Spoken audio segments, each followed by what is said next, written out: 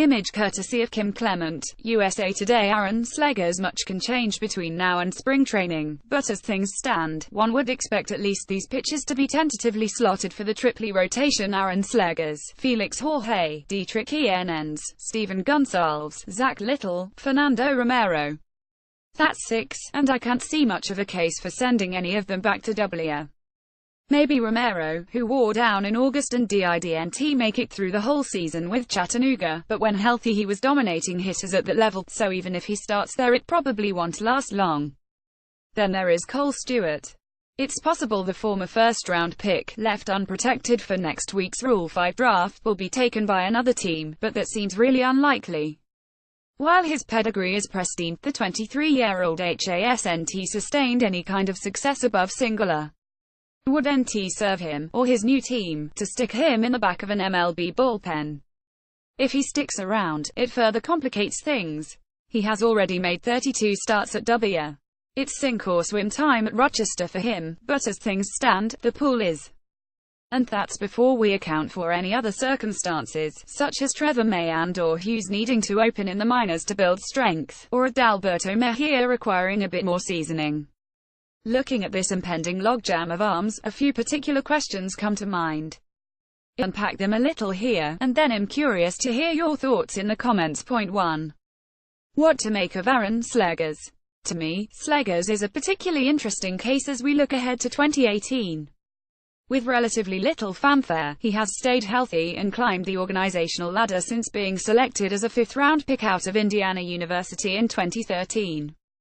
Though HES never achieved impressive strikeout rates, the 610 righty has consistently put up good numbers with a 3.50 ERA and 1.19 WHIP in 600 minor league innings.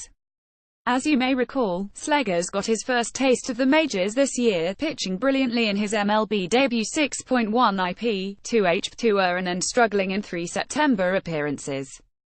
The 25-year-old appears big league ready, and while he doesn't produce the velocity or whiffs you'd like to see from his skyscraping frame, there are some things to like about him. Chief among the positives is his ability to locate. Control is often one of the last things to come along for big lanky throwers like Slegers, but he has been exceptional in this regard ever since joining the pro ranks. This has been a huge part of his success in the minors, and could give him a reasonably high floor as a big leaguer. Unfortunately, the ceiling isn't so high unless he can find a way to miss more bats. But here's an intriguing nugget in his second start back at Rochester following his August 17 debut with the Twins. Slegers tied a career high with 10 strikeouts, inducing a whopping 20 swinging strikes. In his next start he once again struck out 10, this time with 15 whiffs. The total of 35 swings and misses in 2 successive starts is an impressive feat, especially for someone with his track record. Jose Berrios, who's made 30 total starts at AAA, has only surpassed that number in consecutive starts at the level once, when he tallied 36 in late 2015. And that was the last we saw of Slegers at Rochester.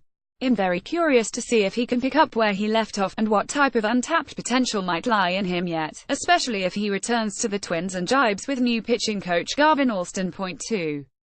Is it time for any of these hurlers to make a bullpen transition? As we know, the Twins need help in the bullpen as well as the rotation. And as we also know, many of the best relievers in the game are former starters who switched roles somewhere along the way. Several of the pitchers in the mix we're discussing here are somewhat fringy. So is it time to consider proactively sliding one or two of these guys into relief, with hopes of upgrading their stuff and accelerating their paths to major league impact? This would potentially help alleviate the rotation logjam, but the problem is that it feels too soon to give up on any of these guys as starting pitchers. The only one I could really see it happening with right now is Enens, who has fluctuated roles quite a bit in his pro career and dealt with shoulder inflammation late last year. Point 3. Could someone sneak into the opening day MLB rotation? This would be another method of thinning out the crowd, but again, it seems very unlikely. Jorge, Slegers and Enens have a bit of MLB experience, but neither would be a credible choice to open the season in the Twins rotation.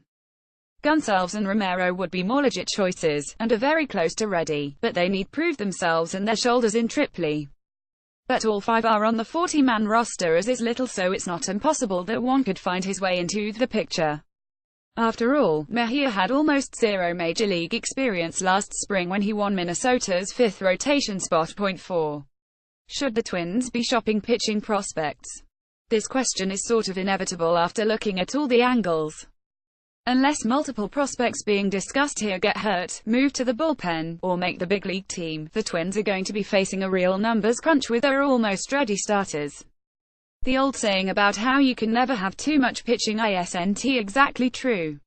This situation will be a substantial factor in how the coming off-season is handled. As I see it, there are two ways to move forward: a condense flip quantity and upside for quality and readiness. If the Twins could package a couple of these arms and get back a quality addition to the MLB rotation, it would kill two birds with one stone. The problem is that it's risky. You've got to really trust your evaluations.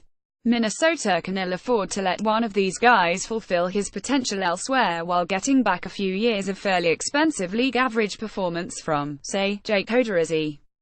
Youth movement, take a pass on the bloated starting pitching market and let the kids take the reins. Go with a rotation of ERV, Berrios, Gibson, Mejia, and open with a final job being up for grabs among a wide cast. If the Twins truly want to build from within, and have belief in the group of young arms, then this would be the logical path.